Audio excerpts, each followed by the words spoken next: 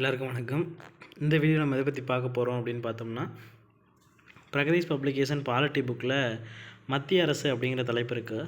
இதில் மக்களவை அப்படிங்கிற இந்த டாபிக் பற்றி தான் பார்க்க போகிறோம். ஓகேவா? மத்திய அரசை பொறுத்த வரைக்கும் இந்த பிரகதீஷ் பப்ளிகேஷனை பொறுத்த வரைக்கும் பக்கம் ஒரு எண்டே இல்லாமல் போயிட்டே இருக்கும், கடல் மாதிரி இருக்கும். அதில் பார்த்தோம்னா கொஞ்சம் பார்ட்டாக வீடியோ நிறைய பார்ட் அப்லோட் பண்ணுற மாதிரி இருக்குது. ஒரே வீடியோ போட்டாலும் ரொம்ப லென்த்தாகவும் இருக்கும், நிறைய பேர் பார்க்க மாட்டாங்க. முடிஞ்சளவு ஷார்ட் அண்ட் ஸ்வீட்டாக கொஞ்சம் டாப்பிக்காக நான் சீக்கிரம் டெய்லியுமே வீடியோ போட்டு முடிச்சு விட்டுறேன். ஓகேங்களா? முன்னாடி என்னால் ரெகுலராக வீடியோ அப்லோட் பண்ண முடியல.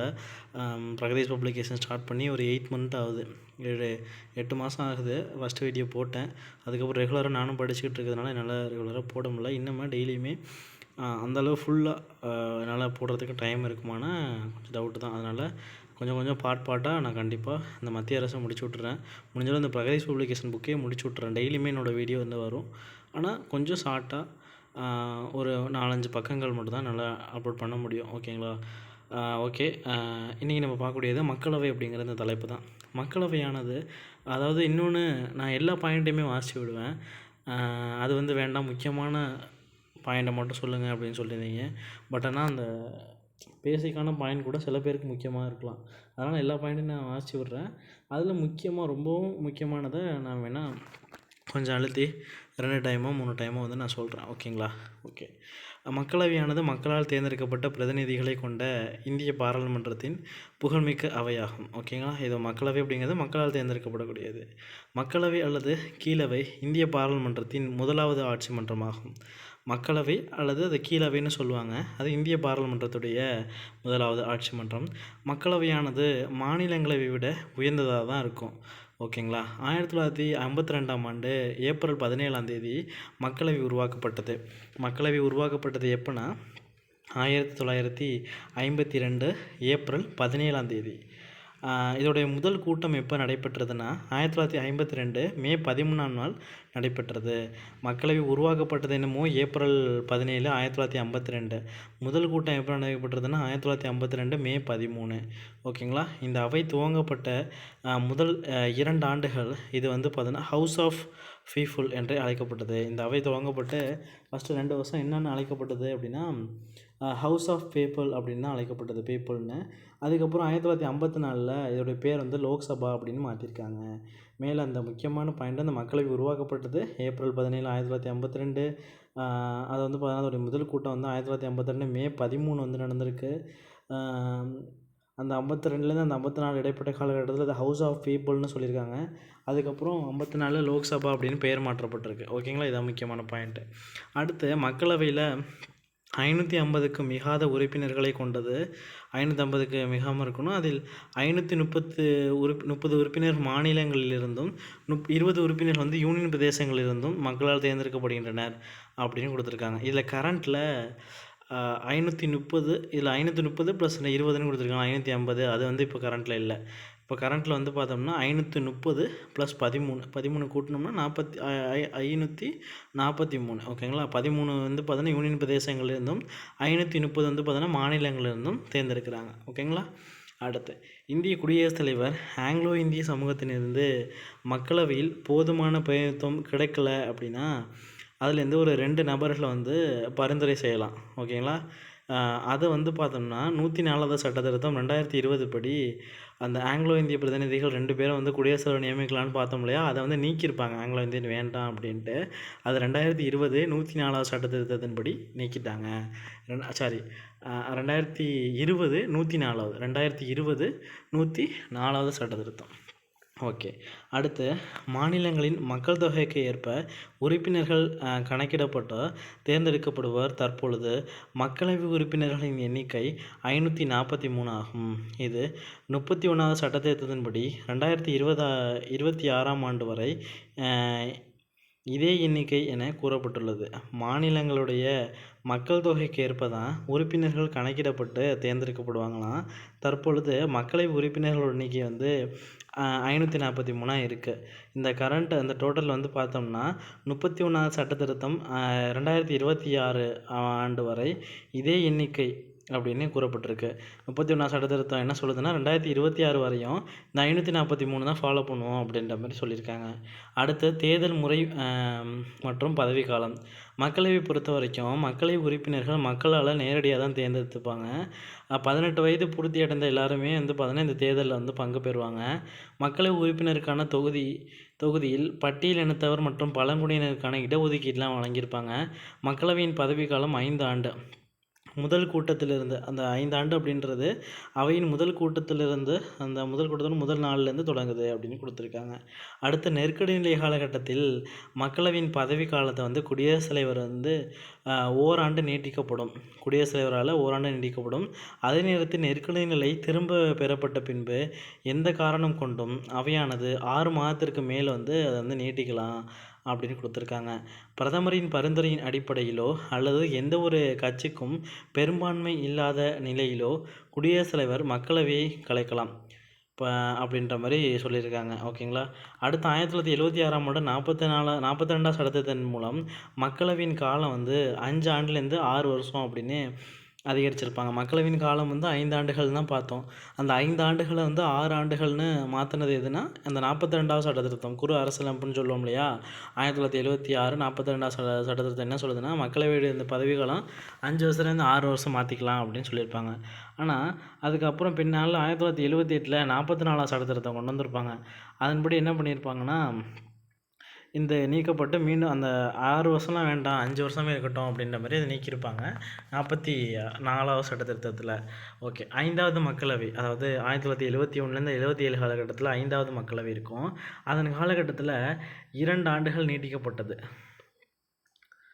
ஓகேங்களா. மக்களவை இதுவரை 6 முறை அதன் காலம் முடிவதற்கு முன்னதாகவே கலைக்கப்பட்டுள்ளது. மக்களவை இதுவரையும் 6 டைம் பார்த்தோன்னா அதோடைய அந்த பீரியட் ஆஃப் அந்த 5 டைம் அந்த 5 வருஷம் முடியறதுக்குள்ளவே கலைஞ்சிருக்கும். அது எப்போ பண்ணலாம் அப்படின்னா 4வது மக்களவை, 6வது மக்களவை, 8வது மக்களவை, 9, 11, 12. ஓகேங்களா.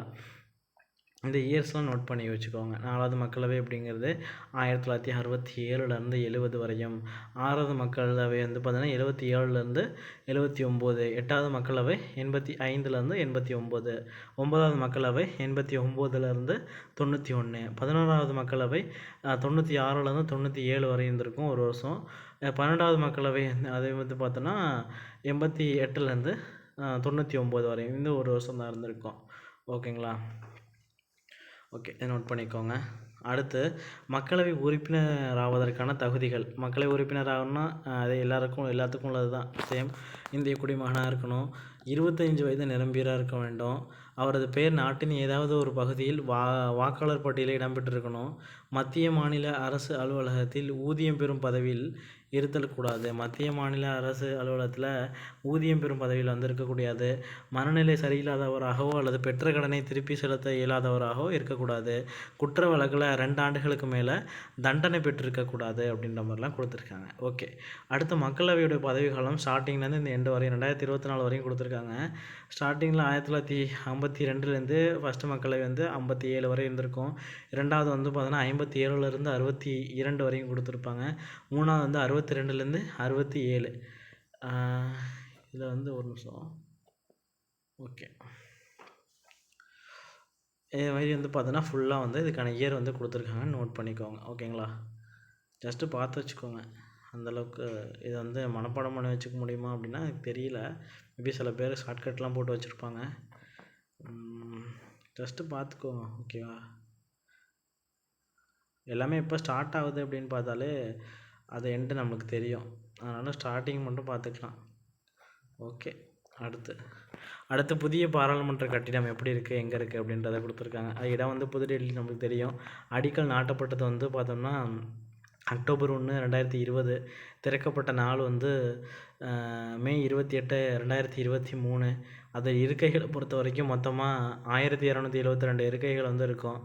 அதில் மக்களவைக்கு 888 இருக்கைகளையும் மாநிலங்களவைக்கு 384 இருக்கைகளும் இருக்கும். கட்டிட வடிவமைப்பாளர்களை பொறுத்த வரைக்கும் பீமல் பட்டேல் அப்படின்றவங்க இருந்திருப்பாங்க. அடுத்து இப்போ கட்டிட வடிவமைப்பாளர் யாருன்னா பீமல் பட்டேல். அடுத்த வடிவம் பொறுத்த வரைக்கும் அருங்கோண வடிவத்தில் வந்து இருக்கும். புதிய பாராளுமன்ற கட்டிடத்துடைய வடிவம் அருங்கோண வடிவம். ஓகேங்களா? இது திட்டம் பொறுத்த வரைக்கும் மத்திய விஸ்டா மறுவடிவமைப்பு திட்டம். மத்திய விஸ்டா மறுவடிவமைப்பு திட்டம். முதன்மை ஒப்பந்ததாரர் யாருன்னா டாடா குழுமம். ஓகே, இதோடைய முக்கியமான சிறப்பு அம்சங்கள்லாம் கொடுத்துருக்காங்க. அதிநவீன அரசியலமைப்பு மண்டபம் இருக்கும், அதிநவீன அலுவலக கட்டிடங்கள், அதிநவீன ஆடியோ காட்சி அமைப்புகள், புதுப்பிக்கப்பட்ட சன்சாத் பவம், சிறந்த நூலகம். ஓகே, அடுத்து புதிய பாராளுமன்றத்துடைய சிறப்பு அம்சங்கள்லாம் கொடுத்துருக்காங்க. புதிய கட்டிடத்தின் கருப்பொருள் நாட்டின் கலாச்சார பன்முகத்தன்மையை கொண்டாடும். இது பிராந்திய கலைகள் மற்றும் கைவினைப் பொருட்களையும் இணைக்கும். நாடு முழுவதிலும் உள்ள கைவினைப் பொருட்கள் மற்றும் சிற்பங்கள் முழுமையான புதிய கட்டமைப்பை ஆத்ம நிர்பர் பாரதத்தின், அதாவது சுயசார்பு இந்தியா அடையாளமாக மாற்றும். ஓகே, இந்த அமைப்பு 64,500 சதுர மீட்டர் பரப்பளவில் கட்டப்பட்டிருக்கு. லோக்சபா, அதாவது மக்களவை அப்படின்னு சொல்லக்கூடியது 888 இடங்களுடன் 3 மடங்கு பெரியதாக கட்டப்பட்டிருக்கு. இது தேசிய பறவையான மயில் வடிவத்தில் அடிப்படையாக கொண்டிருக்கும். மக்களவை பொறுத்த வரைக்கும் தேசிய பறவையான மயில் வடிவம் அடிப்படையில் இருக்கும். ராஜ்யசபாவை பொறுத்த வரைக்கும், அதாவது மாநிலங்களவையை பொறுத்த வரைக்கும் 384 இடங்கள் அதில் வந்து இருக்கும். அது தேசிய மலரான தாமரை வடிவத்தில் வந்து இருக்கும். தாமரைனா ராஜ்யசபா. ஓகேங்களா? மக்களவைனா மயில், அதாவது லோக்சபானா மயில், ராஜ்யசபானா தாமரை. ஓகே, அடுத்து கியான் துவார். கியான் துவாரை பொறுத்த வரைக்கும் உறுப்பினருக்கான கதவாம். சக்தி துவார் அப்படின்னா விஐபிகளுக்கான கதவும், கர்ம துவார் அப்படின்னு இருக்குது, அது வந்து பார்வையாளருக்கான கதவாகவும் இருக்குது. இதெல்லாம் நோட் பண்ணிக்கோங்க. கியான் துவார் உறுப்பினர்களுக்கான கதவு. சக்தி விஐபிலாம் பெரிய சக்தி படைத்தவங்க மாதிரி வருவாங்க அப்படின்னு நம்ம வச்சுக்கலாம். அடுத்து கர்ம துவார். கர்ம அப்படிங்கிறது பார்வையாளர்களுக்கான கதவு. ஓகேங்களா? இந்த கட்டிடமானது 150 ஆண்டுகளுக்கும் மேலான ஆயுட்காலம் கொண்டதாக வடிவமைக்கப்பட்டிருக்கு. கட்டுமானத்தில் பயன்படுத்தப்பட்ட முக்கோண வடிவங்களான கட்டிடத்தில் எந்த ஒரு முனையிலும் அழுத்தம் அல்லது விசை பயன்படுத்தப்படும் பொழுது கட்டுமானத்தில் வடிவத்தையும் கோணத்தையும் சேதமடையாமல் பராமரிக்கும். அரசியலமைப்பு மண்டபம் அசோக சின்ன வடிவத்தில் வடிவமைக்கப்பட்டுள்ளது. அரசு மண்டபம் வந்து பார்த்தீங்கன்னா எந்த வடிவமைப்பில் வந்து இருக்குது அப்படின்னா அசோக சின்னத்துடைய வடிவத்தில் வந்து வடிவமைக்கப்பட்டிருக்கு. இங்கு கூட்டங்கள் நடத்தப்படும். இந்திய அரசியலமைப்பு சட்ட புத்தகம் இங்கே வந்து வைக்கப்பட்டிருக்கும். எம்பிக்களின் இருக்கைகளின் நவீன மொழிபெயர்ப்பு வசதிகள் கொண்ட தொழில்நுட்பங்கள் பொருத்தப்பட்டுள்ளன. அமைச்சர்கள் எம்பிகளின் பேச்சை மற்றவர்கள் ஆங்கிலத்தில் அல்லது அவர்களது தாய்மொழியில் கேட்க முடியும். பயோமெட்ரிக் முறையிலான வாக்கெடுப்பு நடத்தும் வகையில் வசதிகள் வந்து செய்யப்பட்டிருக்கும். மன்னராட்சி காலத்தில் ஆட்சி மாற்றத்தை உணர்த்தும் செங்கோல் மக்களவை சபாநாயகர் இருக்கைக்கு அருகில் வைக்கப்பட்டிருக்கும். சபாநாயகருடைய பக்கத்தில் செங்கோல் வந்து வச்சுருப்பாங்க. செங்கோல் வந்து தமிழகத்திற்கு பெருமை, தமிழ் மக்களுக்கு பெருமை அப்படின்னு மத்திய அரசு வந்து கூறியிருக்கோம். புதிய பாராளுமன்ற கட்டிட திறப்பு விழாவை குறிக்கும் வகையில் 75 ரூபாய் நாணயம் மற்றும் சிறப்பு தபால் தலையை வந்து வெளியிட்டிருப்பாங்க. புதிய பாராளுமன்ற கட்டிட திறப்பு விழாவை குறிக்கும் வகையில் 75 ரூபாய் நாணயத்தையும் சிறப்பு தபால் தலையும் வெளியிட்டிருப்பாங்க. ஓகேங்களா? அடுத்து பழைய மக்களவையுடைய இந்த அமைப்பை வந்து கொடுத்துருப்பாங்க. மக்களவை உறுப்பினர்களின் இருக்கை வரிசையானது குதிரை லாடத்தின் அமைப்பில் வந்து அமைச்சிருப்பாங்க. பழைய மக்களவை அமைப்பு. சபாநாயகர் இருக்கைக்கு எதிராக வலப்பக்கம் வந்து ஆளுங்கட்சி உறுப்பினர்களும் இடப்பக்கம் வந்து எதிர்க்கட்சி உறுப்பினர்களும் இடம் வகிக்கின்றனர். அந்த பழைய மக்களவையில் பொறுத்த வரைக்கும் சபாநாயகருக்கு நேராக அப்படி உட்காந்து பார்த்தோம்னா ரைட் சைடு ஆளுங்கட்சியும், லெஃப்ட் சைடு வந்து பார்த்தோம்னா எதிர்க்கட்சியும் வந்திருப்பாங்களாமா. மக்களவையின் முதல் மாடியில் பார்வையாளர்களுக்கும் பத்திரிகையாளர்களுக்கும் இடஒதுக்கப்பட்டிருக்கும். ஓகேங்களா? அடுத்து மக்களவை சபாநாயகர், லோக்சபாவோட ஸ்பீக்கரை பற்றி கொடுத்துருப்பாங்க. மக்களவையின் தலைவர் வந்து சபாநாயகர் தான். இவர் அவையின் முதல் கூட்டத்தில் அவை உறுப்பினர்களால் தேர்ந்தெடுக்கப்படுவாங்க. அவை உறுப்பினர்களாலேயே அந்த மக்களவையோடைய முதல் கூட்டத்திலேயே ஒருத்தர் தேர்ந்தெடுப்பாங்க. அவங்க தான் சபாநாயகர். பாராளுமன்ற மக்களாட்சியில் சபாநாயகர் பதவி வந்து ஒரு முக்கிய இடத்தை வந்து வகிக்கும். மக்களவை வந்து கலைக்கப்பட்டாலும் புதிய சபாநாயகர் தேர்ந்தெடுக்கிற வரையுமே அவர் தான் வந்து சபாநாயகராக வந்து அந்த பதவியிலே வந்து இருப்பார். கலைச்சாலுமே பணிகள் மற்றும் அதிகாரங்கள் அவருடைய பணிகளை பொறுத்த வரைக்கும் அவை நடவடிக்கைகளுக்கு தலைமையேற்று நடத்துதல், அவை நடவடிக்கைகளில் வந்து பார்த்தீங்கன்னா சபாநாயகர் முடிவே வந்து இறுதியாக வந்து இருக்கும். அவையின் மரியாதையும் முன்னுரிமை நிலை நிறுத்தும் கடமை இவருக்கு தான் இருக்கும். 10ல் 1 பங்கு உறுப்பினர்கள் வந்து வரலை அப்படின்னா அவை வந்து ஒத்தி வைப்பார் இவர் தான். கூட்டத்திற்கு தலைமை வகிப்பவர் இவர் தான். அதுவே கூட்டத்திற்கு அழைப்பு விடுப்பவர் யார் அப்படிங்கிறத கமெண்ட் செக்ஷனில் மென்ஷன் பண்ணுங்கள். ஓகேங்களா? ஒரு மசோதா பண மசோதாவா இல்லையா அப்படின்னு தீர்மானிக்கிறதும் சபாநாயகர் தான். எல்லா பாராளுமன்ற குழுக்களின் தலைவர்களையும் இவர் தான் வந்து நியமனம் செய்வார். எல்லா பாராளுமன்ற குழுக்களுடைய தலைவர்கள்லாம் அவர் தான் நியமிப்பார். அடுத்து விதிகள் பற்றிய குழு, அலுவல் ஆலோசனை குழு, பொதுவான குழு இது எல்லாத்துக்குமே தலைவர் இவர் தான். கட்சித்தாவல் தடை சட்டத்தின்படி உறுப்பினரை தகுதி நீக்கம் செய்யும் அதிகாரம் வந்து சபாநாயகருக்கு தான் இருக்குது. பாராளுமன்ற தலைமை செயலகத்தின் நிர்வாக தலைவர் மக்களவை சபாநாயகர் தான். பாராளுமன்ற தலைமைச் செயலகம் இருக்கு இல்லையா, அதோடைய நிர்வாக செயலர் தலைமை வந்து பார்த்தோன்னா மக்களவை சபாநாயகருக்கு தான். உறுப்பினர்கள் சரியான நடைமுறைகளை கடைபிடிக்கின்றார்களா என்பதை உறுதி செய்வது, உறுப்பினர்களை கேள்விகள் எழுப்புவதற்கு அனுமதிப்பது, அவர்கள் பேசுவதற்கு நேரம் ஒதுக்குவது மற்றும் ஆட்சேபனைக்குரிய குறிப்புகளை பதிவேட்டிலிருந்து நீக்குவது மற்றும் குடியரசுத் தலைவரின் உரைக்கு நன்றி தெரிவிக்கும் தீர்மானத்தை முன்மொழிவது போன்றதெல்லாம் சபாநாயகருடைய கடமை தான். அவையின் விதிமுறைகள் மற்றும் விதிகளை உதாசீனப்படுத்தும் அல்லது மீறும் உறுப்பினர்களை அவையிலிருந்து வெளியேற்றும் அதிகாரம் வந்து சபாநாயகருக்கு தான் இருக்குது. ஒரு திருத்தச் சட்டம் முன்மொழிவதற்கு சபாநாயகர் அனுமதி பெறப்பட வேண்டும். அந்த திருத்த சட்ட முன்வரைவு அனுமதிப்பதா இல்லையா என்பதை சபாநாயகரே தீர்மானிப்பாங்க. ஒரு திருத்தச் சட்டம் முன்மொழிவதற்கு சபாநாயகரின் அனுமதி வந்து பெறணும். அந்த திருத்தச் சட்ட முன்வரைவை அனுமதிப்பதா இல்லையா அப்படின்றது சபாநாயகர் தான் தீர்மானிப்பார்.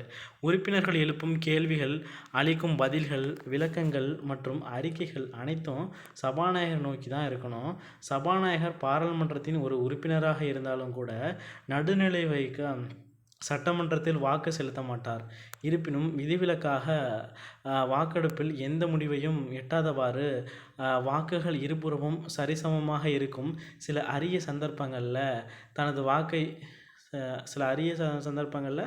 வாக்கை செலுத்துவார். இது முடிவுசை வாக்கு அப்படின்னு சொல்லுவாங்க.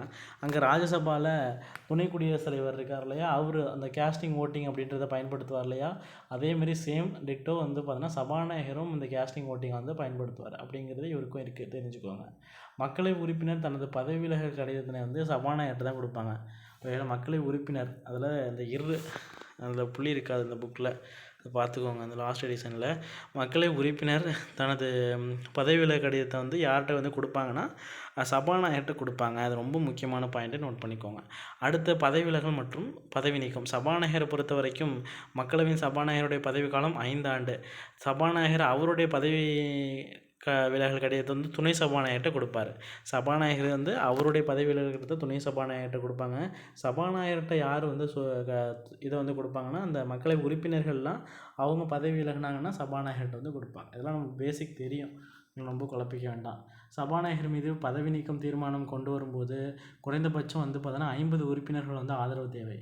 சபாநாயகர் மீது வந்து பார்த்தோன்னா அவர் வந்து பதவி நீக்கம் செய்யணும் அப்படின்னு ஒரு தீர்மானம் கொண்டு வரணும்னா குறைஞ்சபட்சம் ஒரு 50 உறுப்பினர்களுடைய ஆதரவு வந்து தேவை. இது நோட் பண்ணிக்கோங்க. மேலும் பதவி நீக்க தீர்மானத்தின் நகல் வந்து 14 நாட்களுக்கு முன்னதாகவே அவருக்கு வழங்கப்பட வேண்டும். அது குடியரசுத் தலைவர், துணை குடியரசுத் தலைவர்கள்லாம் சொல்லியிருப்பாங்களே, அதே தான். ஓகே. அடுத்து பதவி நீக்க தீர்மானம் சிறப்பு பெரும்பான்மையின்படி மக்களவையில் நிறைவேற்றப்பட்டால் சபாநாயகர் பதவி நீக்கப்படுவாங்க. ஓகே.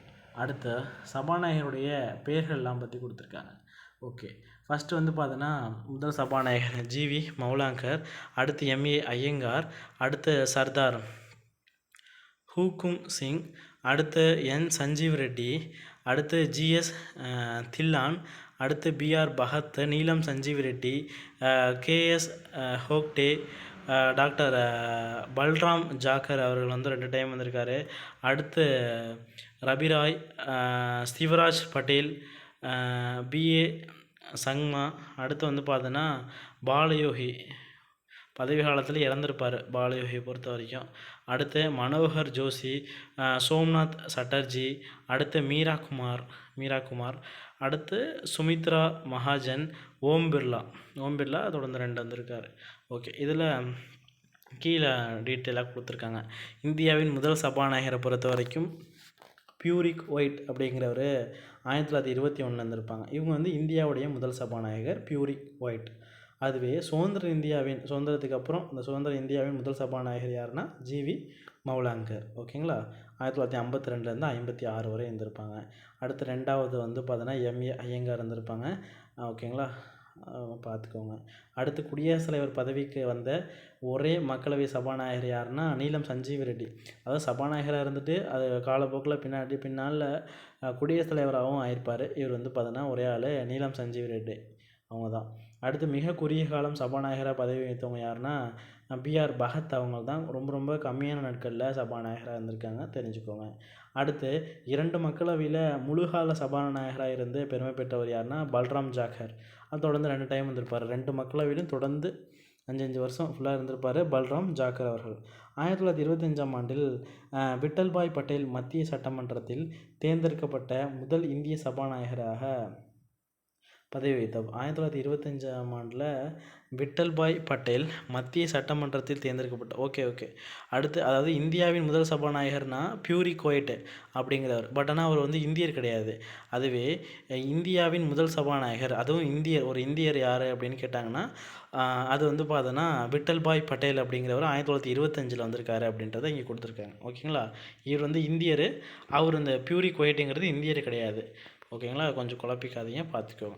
அடுத்து ஜவஹர்லால் நேரு வந்து சபாநாயகரை பற்றி ஒரு கூற்று வந்து சொல்லியிருக்காங்க. சபாநாயகர் வந்து மன்றத்தின் பிரதிநிதியாக வந்து திகழ்கிறாரு. அவராக இருக்கட்டும் அவளாக இருக்கட்டும் இந்த மன்றத்தின் மாண்பு மற்றும் அதன் சுதந்திரத்தின் பிரதிநிதியாக விளங்குகிறார். இந்த மன்றம் நாட்டின் சின்னமாக விளங்குவதால் ஒரு குறிப்பிட்ட வகையில் சபாநாயகர் இந்த நாட்டின் சுதந்திரம் மற்றும் விடுதலையின் சின்னமாக திகழ்கிறார். ஆகவே அது ஒரு மேன்மை தாங்கிய சுதந்திரமான பதவியாக இருக்க வேண்டும். அந்த பதவி எப்போது மிக திறமை வாய்ந்த மற்றும் பாரபட்சமற்ற ஒருவரால் வகிக்கப்பட வேண்டும் அப்படின்ற மாதிரி சொல்லியிருக்காங்க. ஓகே, அடுத்து துணை மக்களவை சபாநாயகர், அதாவது deputy speaker of Lok Sabha. Okay, மக்களவை துணை சபாநாயகர் அவை உறுப்பினர்களிலிருந்து தான் தேர்ந்தெடுக்காங்க. சபாநாயகர் பதவி காலியாகும் போது துணை சபாநாயகர் வந்து அந்த பதவி வந்து வகிப்பாங்க. அப்போது சபாநாயகர் அனைத்து அதிகாரங்களையும் அவர் வந்து பெறுவார். அதாவது சபாநாயகர்களுக்கு என்னென்ன அதிகாரம் கொடுத்தாங்களோ அது எல்லாமே துணை சபாநாயகர் கொடுப்பாங்க. எப்போது அவர் இல்லாத காலகட்டத்தில் இவர் அவருடைய வேலையை பார்க்குறப்ப. ஓகே, துணை சபாநாயகர் பதவி காலியாகும் போது மக்களவையின் வேறொரு உறுப்பினர் துணை சபாநாயகராக அவை நியமிக்கின்றனர். துணை சபாநாயகரை செயல்படும் கூட்டம் கூட்டப்பட்டால் அதற்கு தலைமை தாங்கும் அதிகாரம் வந்து இவருக்கு உண்டு. ஒருவேளை சபாநாயகர் இல்லை, துணை சபாநாயகர் வந்து பார்த்தோம்னா அவையில் செயல்படும் போது அந்த கூட்டம் நடக்குது அப்படின்னா அப்போ அவர் தலைமை தாங்கலாமா? துணை சபாநாயகர் வந்து சபாநாயகரோட வேலையை பார்க்குறாரு இல்லையா, அப்போது வந்து அவர் வந்து தலைமை தாங்கலாம். ஓகேங்களா, ஓகே. இவருக்கு வாக்களிக்கும் உரிமை வந்து இருக்கும். அதாவது இவர் சபாநாயகராக செயல்படும் பொழுது முடிவு செய்ய வாக்கு, அதாவது கேஸ்டிங் ஓட்டிங் வந்து இவர் பயன்படுத்தலாம். அதாவது எப்போது அவர் சபாநாயகராக இருக்கிறப்ப மட்டும்.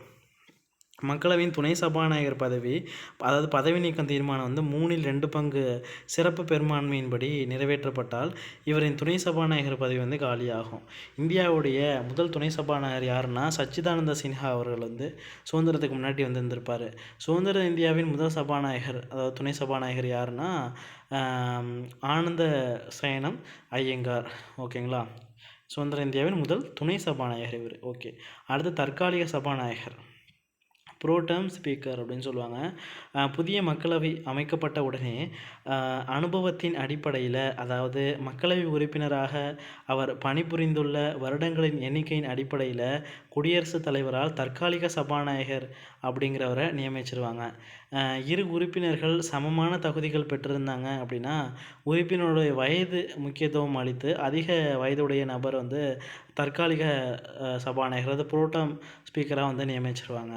மக்களவை புதிய உறுப்பினர்களுக்கு பதவி பிரமாணம் செய்து வைத்தல் மற்றும் புதிய சபாநாயகருக்கான தேர்தலை தலைமையேற்று நடத்துதல் ஆகியவை வந்து இவருடைய பணியாகும்.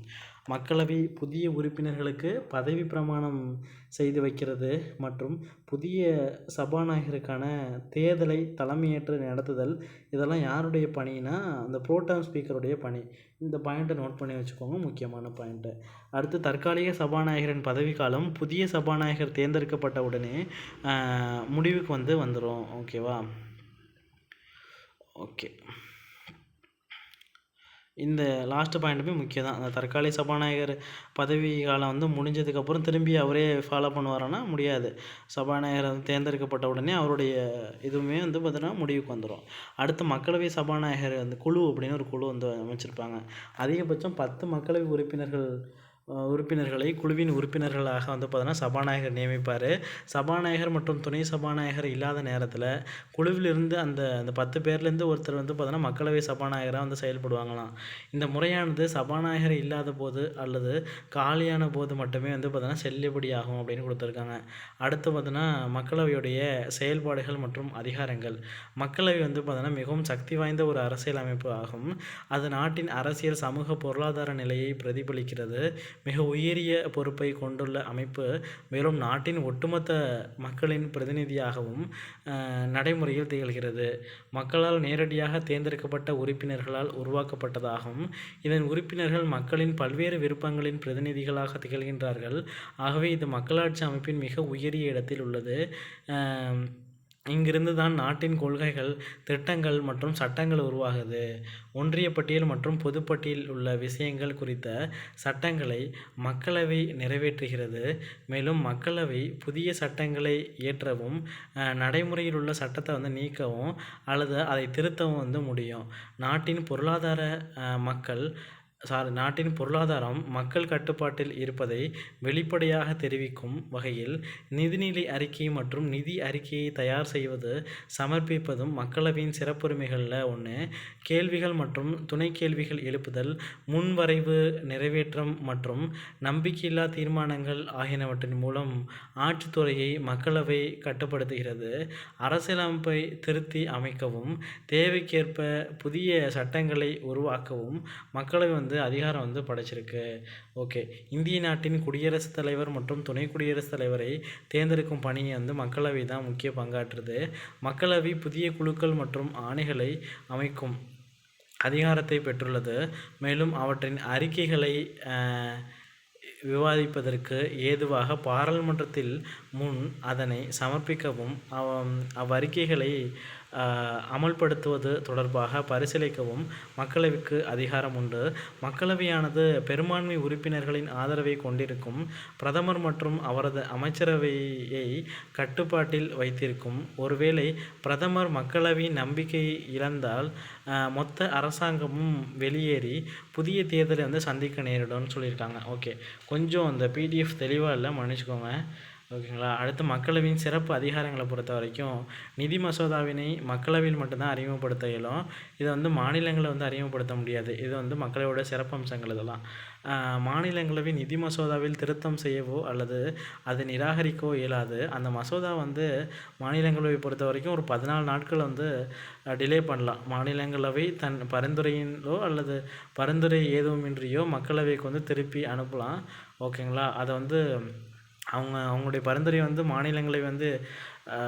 மக்களவை வந்து ஏற்றுக்கணும் அப்படிங்கிற எந்த ஒரு கட்டாயமே கிடையாது. மாநிலங்களவையின் பரிந்துரைகள் மக்களவை ஏற்கலாம் அல்லது நிராகரிக்கலாம். எதுவாக இருப்பினும் மசோதா வந்து ஈரவைகள் நிறைவேற்றியதாகவே கருதப்படும். ஏற்றுக்கிட்டாலும் சரி, நீ ஏற்றுக்கலாலும் சரி, அதை வந்து பார்த்தோன்னா ஈரவையில் நிறைவேற்றிச்சு அப்படின்னு சொல்லிடுவாங்க. ஒரு நிதி மசோதா சரத்து 110 கீழ் கூறப்பட்டுள்ள விவரங்கள் தொடர்பாக இல்லாதிருப்பினும் அது மக்களவையில் மட்டுமே அறிமுகப்படுத்த முடியும். ஒரு மசோதா பண மசோதாவா என்று தீர்மானிக்கும் அதிகாரம் மக்களவை சபாநாயகருக்கு தான் இருக்கும். ஈரவையின் கூட்டத்திற்கு மக்களவை சபாநாயகர் தான் தலைமை தாங்குவார். ஓகேங்களா. ஈரவையின் கூட்டத்திற்கு மக்களவை சபாநாயகர் தலைமை தாங்குவார். இந்த பாயிண்ட்டை ஏற்கனவே பார்த்தாச்சு. மாநிலங்களவை நிதிநிலை அறிக்கையின் மீது விவாதம் நடத்தலாம், ஆனால் அதற்கான வாக்கெடுப்பில் பங்கு பெற முடியாது. இது மக்களவைக்கு மட்டும்தான் இந்த சிறப்புரிமை. அமலில் உள்ள தேசிய நெருக்கடி நிலையை நீக்கும் தீர்மானம் வந்து மக்களவையில் மட்டும்தான் அறிமுகப்படுத்தப்பட்டு ஏற்றுக்கொள்ளப்படும். எந்த ஒரு அமைச்சருக்கும் எதிராகவும் நம்பிக்கையில்லா தீர்மானத்தை மாநிலங்களவையில் மேற்கொள்ள முடியாது. ஏனெனில் அமைச்சர்கள் குழுவாகவும் தனிப்பட்ட முறையிலும் மக்களவைக்கு தான் பொறுப்பானவங்க. ஆனால் மாநிலங்களவை அரசின் கொள்கைகள் மற்றும் செயல்பாடுகளை விமர்சிக்க முடியும். மக்களவை மற்றும் மாநிலங்களுடைய தொகுதிகளுடைய எண்ணிக்கை வந்து கொடுத்துருப்பாங்க. அதாவது தமிழ்நாட்டில் மக்களவைக்கு ஒரு 39 பேர் தேர்ந்தெடுப்பாங்க. மாநிலங்களவைக்கு 18 பேர் போவாங்க. ஓகேங்களா. அதில் எல்லாத்துக்குமே கொடுத்துருப்பாங்க. எல்லாத்தையும் பார்த்துக்கோங்க. இதில் தமிழ்நாடு அதுமாதிரி அதிகபட்சம் எங்கே இருக்குது அப்படின்றத பார்த்துக்கோங்க, குறைந்தபட்சம் பார்த்துக்கோங்க. அதிகபட்சம் பொறுத்த வரைக்கும் நமக்கு தெரியும், உத்தரப்பிரதேசத்தில் தான் அதிகமாக இருக்கும். ஓகேங்களா, 80 பேர் மக்களவையிலிருந்தும் மாநிலங்களவைக்கு 31 பேர் வந்து தேர்ந்தெடுப்பாங்க. ஓகேங்களா, மற்றதெல்லாம் பார்த்துக்கோங்க, ஷோ பண்ணுறேன். ஓகேங்களா,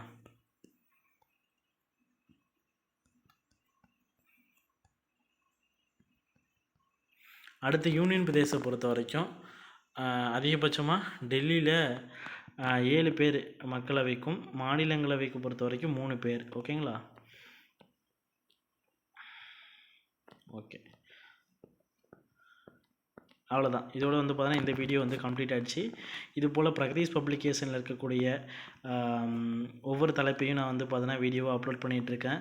ஓகேங்களா, இது போல் வீடியோஸ்லாம் நீங்கள் தொடர்ந்து தெரிஞ்சுக்கணும் அப்படின்னு நினச்சிங்கன்னா மறக்காம நம்ம சேனலை சப்ஸ்கிரைப் பண்ணி வச்சுக்கோங்க. தேங்க்யூ.